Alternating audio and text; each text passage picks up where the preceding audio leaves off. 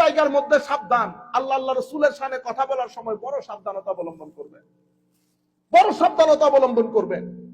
আপনি শুরু দিয়ে বলছেন 5 বছর আগে রেকর্ড হয়েছে, সেই রেকর্ড আমি পরবর্তীতে অডিও। যশোরের প্রোগ্রামের এক ভিডিওর পেছনে আমাদের কিছু দিনী ভাইরা 6 বছর আগের এক অডিও ব্যাকগ্রাউন্ডে জুড়ে দিয়ে বিভ্রান্তি ছড়ানোর জন্য সোশ্যাল মিডিয়াতে ছড়িয়ে দিয়েছে।